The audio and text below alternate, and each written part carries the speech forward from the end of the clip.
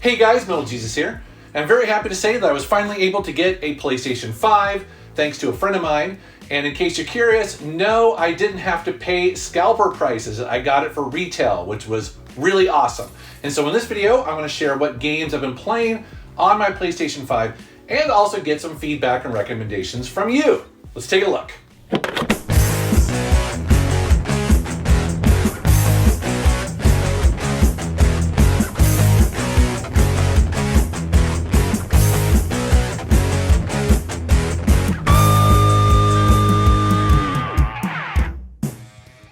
I'm going to start with a game that I was very excited to get my hands on when it was first announced. That is Destruction AllStars. This is my kind of multiplayer game because basically what this game feels like, at least initially, I'm very early on in this game, but right now it feels very similar if you took Burnout and Twisted Metal and they had a baby. And as you can see by the gameplay footage here, it is completely insane and over the top. So what's going on here? Well, I guess I should say that, the game just came out, and right now I'm just messing around with Mayhem mode, which is, basically just a free-for-all. But the way that this game works is that you choose your character, it matches you up with random strangers on the internet, and then you basically are on foot running towards the first car that you can get your hands on. And then at least in this mode, you're trying to do as much damage to the other cars as possible, all while trying to rack up as many points until the time runs out. And what's kind of interesting about this game is that the on-foot sections are as important as in the car, because essentially, when your health gets low and your car is about to explode, you can jump out and then either commandeer somebody else's car. There's a little mini game that you guys will play. They'll try to shake you off, or you'll try to, take over their car, or you can try to either summon a hero car or just find one that is lying about the level. Now, I gotta be clear, I compared it to Twisted Metal, and that is mostly true in at least the way that the levels are designed and also how the game feels. But as far as I can tell, there aren't weapons in this game. You're simply just going around and bashing each other with your vehicles. But so far, this is a lot of stupid fun. I was cruising around, bashing people, getting bashed, freaking out when I had to jump out of my car because you're so vulnerable. You can dodge, and pretty much, like a lot of these games, everything you do is giving you basically experience points to up your levels, to basically improve your cars, improve your character, unlock skins and things like that. Also, people are comparing it to Rocket League, which admittedly I haven't played before, so maybe that's a little bit better description of this.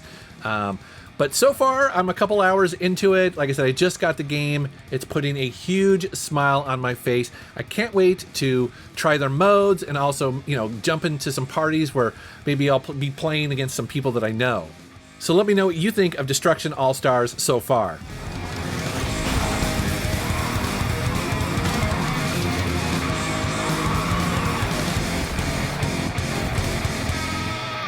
Another game I got this week that I'm enjoying a lot is Werewolf The Apocalypse, Earthblood. Now, I didn't know much about this game when I first started playing it, but it turns out it's an action RPG based on a pen and paper tabletop role-playing game that I guess is really popular. Now, when I hear stuff like that, I often get very excited because that's usually a good thing. That means that the developers have a lot to rely on and reach into for backstory and character development and basically a whole breadth of information to draw from. The premise of this game is that you play a guy who is a werewolf that is part of a werewolf pack that is living in the forest in the Pacific Northwest. And there is this evil corporation, almost like a military, that is doing some really sneaky stuff. You're not entirely sure what their plans are, but it's not good.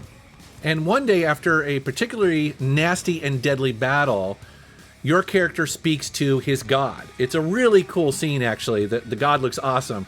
But basically, the god tells you that the whole world, or the universe, I guess, is out of whack. It's not in balance. And so it's really up to you and your clan to try to bring everything into balance. So that's the premise of this. I'm not going to give too much away because there are definitely some interesting spoilers at the beginning of it. But it's got a good premise to get you started. And like I said, it's an action RPG, and you can see here it's in the third person.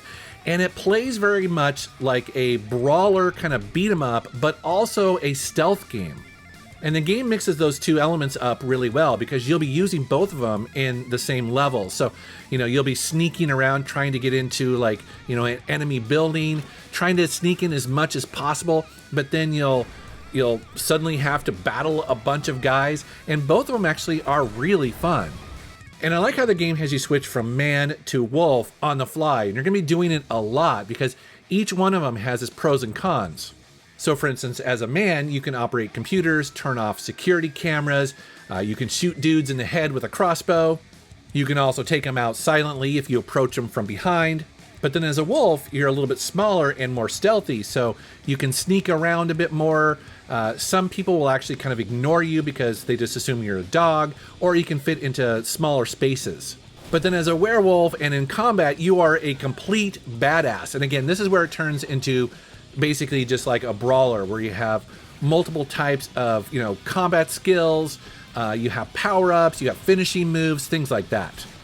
And I'll tell you, it never gets old when you're a werewolf and you're battling enemies and you just completely destroy everything in the room. It's pretty awesome. Now, the one caveat I would say about this, and maybe you've picked up on it a little bit, and that is, this is, how do I say this nicely? It's an okay looking game. I think some of the graphics look better than others. For the most part, I think the level design looks good and your main character looks fine. But then you'll talk to like a secondary NPC and they got those crazy zombie eyes that look like they're just dead inside. So the game's got a little bit of that going on. It's not, it's nothing that should make you, not play the game. But I just want to point it out because it is a little bit jarring. So I'm a couple hours into Werewolf The Apocalypse Earthblood, and I'm enjoying it so far. It's definitely a cool mix of stealth and third-person brawler. So something that's a little bit different. Plus, I'm also digging the backstory. Seems like it's got a lot to tell there. So it'd be curious to see where it goes.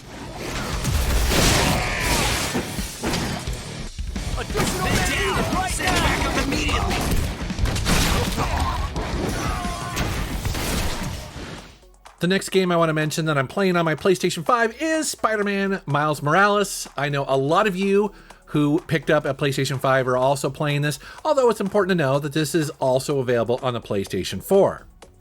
Now, I think technically this started off as an expansion or DLC to the 2018 Spider-Man that they then just expanded into its own game, although it's important to know that this game is definitely shorter than that one. But that doesn't necessarily mean that's any less fun. This is still a, AAA high quality release. Now, the premise of this game is that you play as Miles Morales, of course, who is friends with Peter Parker, who has also been bitten by a spider and has many of the same powers as him. However, Peter Parker has left New York. I believe he is in Europe or something like that. And so he leaves New York City to Miles to take care of. And so he's got his own adventure here. And by the way, you don't have to have played the 2018 game to enjoy this one because they do include a recap of that story if you want to just catch up. And I have to say, I really like the story of this game. I like Miles as a character. I like the friends that he hangs out with. I also like his tie to the enemy of the game. I thought that was really interesting. I did not see that coming. There's a lot to like about this game. The graphics are amazing and definitely next gen. The load times are almost non-existent here. It's got the same great controls in gameplay. It's just a really well-made game. Next up, I had to check out the Resident Evil Village Maiden demo that dropped suddenly, probably like a week or so ago, maybe 2 weeks ago now. But yeah, that was an interesting demo, wasn't it? So basically what we're being told here is that this is really kind of a technology demo of what to expect when Resident Evil Village, the final game, ships in a couple months. And so what's going on here is that you are a maiden. You don't really know much about your character. You are in the cellar or dungeon of this house. You wake up and you basically just have to try to find your way out of it. And as you see here, it is in first person, very similar to Resident Evil 7, another game that frankly scared the hell out of me with its awesome jump scares. And it seems like this is going to have many of the same thing, although again, next generation, right? So you're seeing this on the PlayStation 5 And yeah, it looks fantastic. And I know you're only seeing parts of it here, but if you have a PS5, you should definitely download it. It's not a very long demo. I think I played through it twice, and the second time I beat it in, I don't know, like 14 minutes or something like that. Your first playthrough will be a little bit longer because you want to take your time. But so far, I'm digging it. I mean, it's everything I want in a Resident Evil game, and it's messed up, it's cool, it's gonna scare the hell out of me. I can't wait.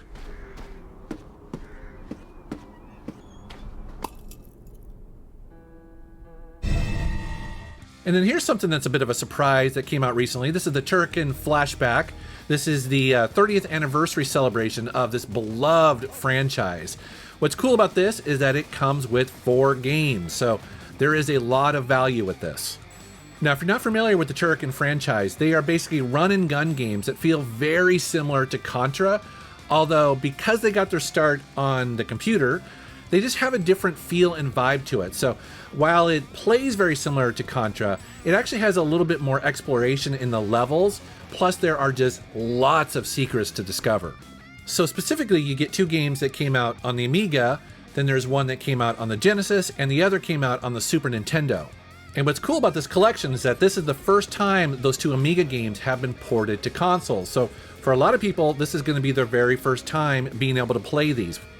And there are a bunch of options in this game that they've added, but 2 I want to talk about is Standard Mode and Trophy Challenge. So this game gives you the ability to rewind time at any point, which is great, right? If you're struggling, if you're dying a lot, if you haven't played these games before, if you're not exactly sure where to go, well, you can back up your game at any time. That's Standard Mode, but that does not allow you to unlock trophies because in their mind, technically that would be cheating. So it basically allows you to learn the game, play it, enjoy it if you want. But if you want those trophies, you're going to need to turn that ability off. And there are traditional save states as well as a bunch of other options, like there's a CRT mode and things like that. So it's a really cool collection of classic games. Again, maybe not everyone's played them, certainly not the Amiga games unless you actually had an Amiga back in the day. This is definitely a cool collection and one that I was just having a blast with. Also, I want to mention that the music is fantastic. It's so good. So that is just some of the games I've been playing on my PlayStation 5. I would love to know down in the comments what games you think I should be checking out on my latest console. Please let me know down in the comments. That'd be awesome. As always, guys, thank you very much for watching. Thank you for subscribing, and take care.